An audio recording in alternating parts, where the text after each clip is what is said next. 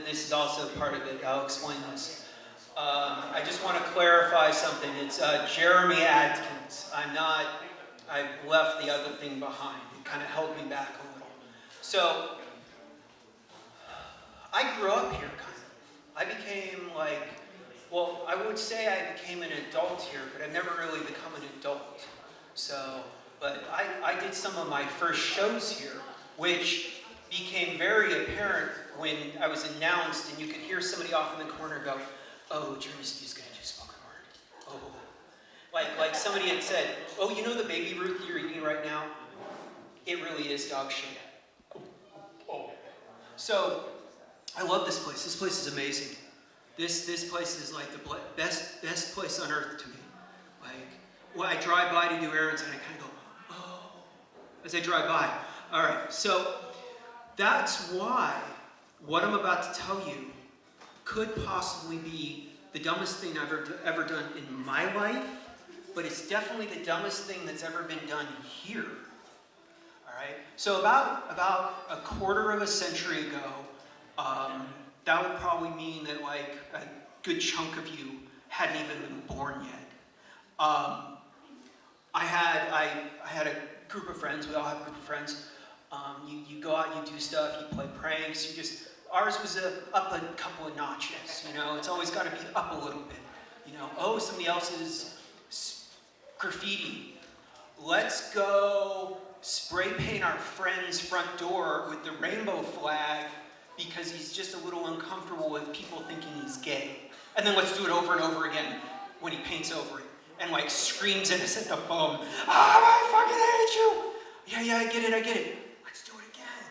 So, or hang a dead cat from the BART overpass so it hangs down towards the street. Not kill it, nothing crazy like that. Just find a very good use for the corpse. So that was kind of the speed that we were going at. And one of the things we like to do is go hang out in the Mountain View Cemetery. No real good reason other than it's just a little creepy and, well, we're bored. Now, the Mountain View Cemetery, very easy to go into, lots of security, not a big deal. So one evening, we were traipsing around there, and as we thought we discovered an open grave, which bee's knees of, if you're going to be in a graveyard at night, that's what you want to find. So we go, "Ooh, open grave," and then security comes around the corner, and so we split. And then somebody, probably not me, because it was a bright idea, said, "Well, why don't we go back during the day when we're allowed to go wherever we want and no one can kick us out?" That guy's a brilliant genius. Let's do that. And so we went back and walked around, and it was a kind of a letdown. We found an open water main, you know. Oh, PG&E. So we then furthered the idea, which is we explored the area, because you know there's no one to kick you out and just walk around. It's good for the health. And so we walked around, and we came upon this plaque, and it had it's kind of a bust of this very handsome man. And so me and another one of the people involved went up and we're like, "Oh, we should read this," and you're reading. And so this guy was a hero, a national hero, buried here. I don't remember his name, and you don't want to know his name, because I'll tell you why he's a hero, and you go, "Oh, we should go like burn him in effigy." He was involved in the Mexican-American Wars, and he had his hand in relocating some Indians. So you can tell what our reaction was, "Oh, what a dick, that." And so as I'm reloading Logie number 2 to spit, one of the other guys involved in it goes, Hey, come here, right now, hurry. We run over, and he's found a crypt door that's broken open. And so we, of course, we don't go, "Oh, we should go tell someone about this broken thing. That's not right. It should be fixed. Let's go find the proper authority." We go, "Fuck, open it, go in." And we go in, and just shut the door. No planning. Like, everybody here is like a Boy Scout these days, or a Girl Scout, or a Girl Boy Scout, or whatever the fuck. Because you have an iPhone in your pocket, and you have a computer, you have a phone, and a flashlight. No one walks around with a well, unless you're a little weird, crusty punker. No one walks around with a flashlight. It's not like you go leave the house and you go, keys, money, wallet, mag light. Good. If you do, therapy. So, wait, no flashlight. It's all dark. And it's like, okay, now what? Don't know. So then we leave. And on the way out, not me, it's not my idea, goddammit. It's been fucking, what? Twice, like I said, 25 years. That was stupid. I already said it before, and I'm doing math again. Anyway, it's been 25 years. I'm still saying the same goddamn thing. It wasn't my fucking idea. Get that out of your heads. I'm not smart enough. I go along for the ride. I get jobs. I don't give jobs. Somebody goes, can you do it? Do it. Okay. I don't go, hey, we should. So anyway, somebody goes, let's go back tonight with flashlights and equipment. And everybody goes, we're dumb, yeah, let's go. The thought process was never evil. Was never like, ooh, it was like, let's do something dumb, because, well, that's what we are. And we went back and we gathered some tools up, burlap bags and crowbars and flashlights, like the only thing we needed. And I was like, we're going back at night, so I was like, the gift my mom gave me finally is relevant. I lived in a van at the time. I lived in Screeching Weasel's abandoned tour van. Palatial estate it was. I had it all to myself. I built a bed. I miss it. I really do. Anyway, so my mom decided that the one thing she could do to be part of my life was not give me a place to stay, was not loan me any money for a place to stay, although I don't know if money was my problem, but was to give me a ski cap, one of those ones you roll down your head that has the holes in case it got cold in the van, which is nice, but seems a little enabling. And also, if I get busted in the van, should I poke my head out wearing a ski mask that you can only see my... Yes, officer. No, sir, I'm not dangerous. Yes, I know I look like I'm dangerous. Don't shoot. No, put the gun away, please. I would like to live through this. I love telling stories, and if you shoot me, I can't do that. So, right, and so I was like, oh, I'll take that, and I put it on. The only people who saw me do this were the other people I was with. They don't need to be eyewitnesses. They know where I live. So, we go down, and we run down a hill, it's all kinds of exciting. We go in the place, flashlights on. We are not the first people there. There were signs of goth everywhere. There was hairspray.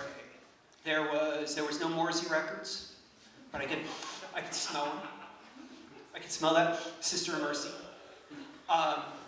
There was clove butts, and other gothy stuff. I'm showing you how little I know about the subculture. Now, don't kill me. I don't need to be killed by vampires. And so we go in, and people are grabbing skulls. We're like, oh my god. And so we did the one thing that everybody had hung out there before hadn't done.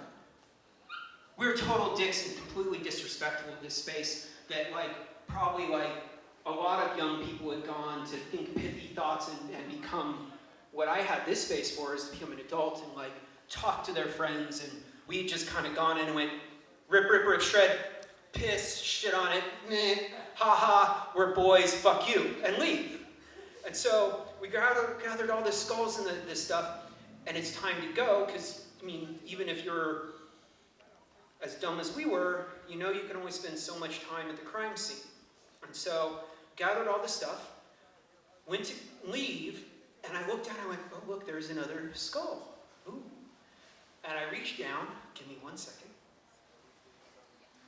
I reached down and went, oh shit, it's a baby's body.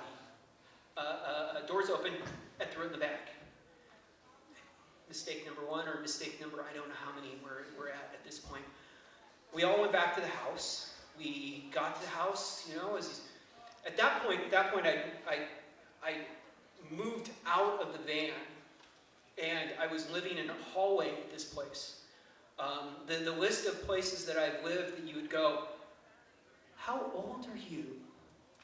Like when you're 18 or 19, don't you either live at home where it's comfortable until you can go out on your own where it's comfortable, or well, go get someone where there's comfortable with your job? And my reply is, well, at 18, I didn't have a job.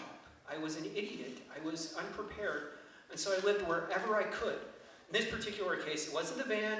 It wasn't the field for 2 weeks. It wasn't that weird dude's attic that I'm pretty sure, well, I don't know what he did in his closet, but I don't want to fucking know. It wasn't shit like that, where you're like, oh, first place I lived, when I moved out on my own, we lived in a Victorian where the hallway was 2 stories tall, and you could do anything. I did put a layer of plywood on where the ceiling should have been, and then I lived above it. But there was only like 5.5 feet, so I had to, every time I was in my room, I had to walk like this. Right? I mean, it was like the size of the stage here, So, but anyway, and I lived with this guy right here in a warehouse in West Oakland. I paid $150 a month or something. I built my own room out of wood that we stole with his company van. Yes, I just fucking beyond dry snitched your ass. Yeah. All right, so let's go back to the roommate situation where I'm living in a hallway.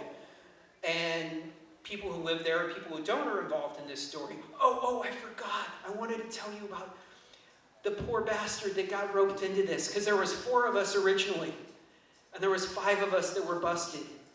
The 5th guy, the only reason he was involved, the only reason, he wouldn't even have gotten a phone call. He was a car and a driver's license from not being a felon. If he had not had a car, the phone would have rang. He wouldn't have picked it up. He wouldn't have said, oh, sure, I'll give you a ride. I'm not doing anything.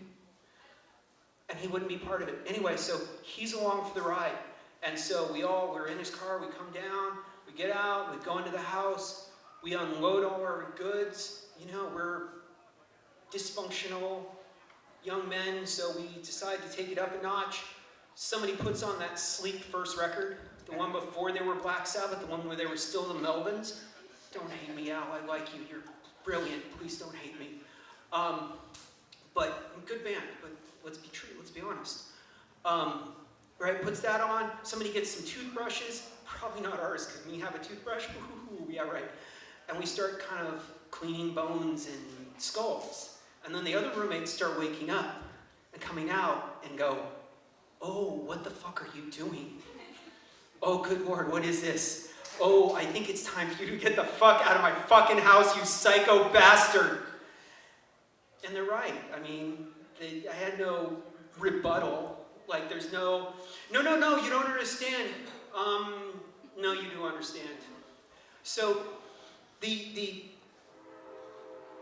divide was very harsh, obviously. And I don't remember a lot of what was said because I would lie to you and act like I was the rational one. No, you don't understand. This is the way we should do it. And the other side's, man. We were probably just, with me with no grounds to be so. I should have just been like, you're right, I gotta go. And I kind of was. But the best line that was screamed in my face was, if you want to have a fight, go fight with your father. And I went, huh? I did not, that was definitely the one moment I can tell you what I said. I said, because in my head I was thinking, I don't know what that means. This isn't an authoritative struggle here. And I'd have to go dig up my father. He's been dead for a very long time. But I guess I've proven that I have that ability, so maybe I can. And so I was just like, okay, look. And what I should have done, I will admit this right now. I've never admitted this. I knew this, and I never admitted this. I should have just loaded it up into the driver's car, drove it back to the cemetery, snuck it back into the crypt, which would not have been hard apparently, put it back, and it would have been done. I mean, I wouldn't have a place to live, but it would be done.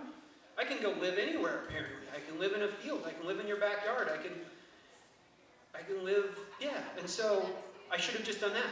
But there wouldn't be much of a story now, would there? And apparently my life is all geared to what I can make a story out of. So just be wary if you're my friend. You may end up hating me and being talked about at the same time.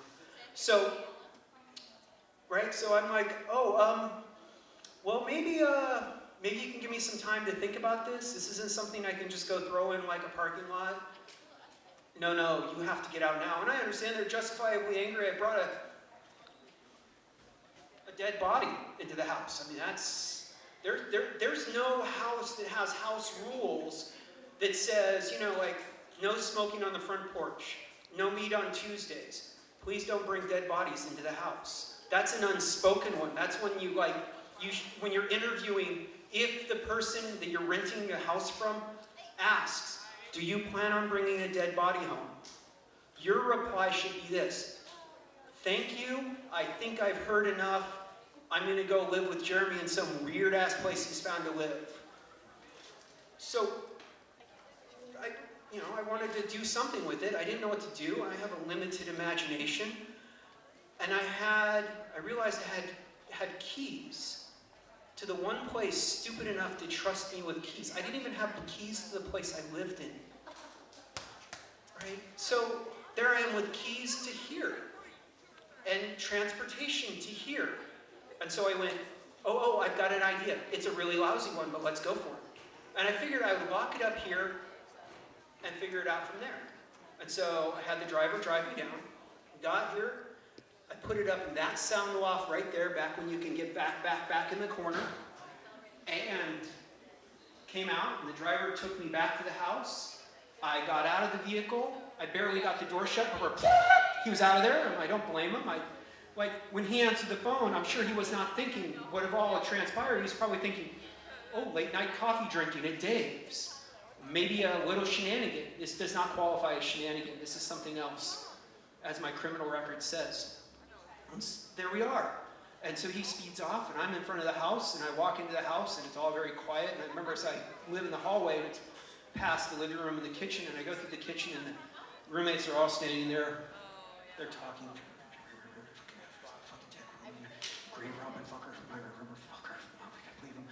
I come in and they're all good. And then there's this, no, you tell him. No, you tell him. You gotta tell him. Somebody's gotta tell him. We voted, you have to tell him. And so somebody goes, you can't live here anymore. Yeah, that was kind of the first thought I had when I left. That this would probably, if I was lucky, if you're nice to me, I could reside here for one more evening and then I'll figure out tomorrow. And everybody kind of, you're gonna have to get out. And so I went to bed on a very, very small, I didn't even have a futon. I had a small foam mattress that wasn't even as tall as me, that I had to sleep like this, as somebody I told earlier pointed out, in the fetal position. I woke up the next morning, I had a ton of errands to do, and at some point during the day, the cops were involved. I was later arrested. I did some time. I've always been thankful. One of the few times I've been thankful to the Berkeley Police Department, because they found out it was here, and they approached. And this part of the story I was not involved in. I've heard so many versions of it that I won't lie to you, because I don't know which version is true. However, I do know that the cops came here once when there was a band practicing, and they said, okay, there's a dead body in here somewhere. Yeah, I'm sure that Tim Johannan never thought that would be said about this place ever. Never occurred to him. And if you return said body, we don't have to come back and come down on you. No one will ever know that it was here. And so thankfully, whoever did whatever went, no problem. I kind of know the names, but I don't really, I think I should be the lone man in the stupid boat on this. So they gave it back. We're all cool. Now, that's it. Now, you probably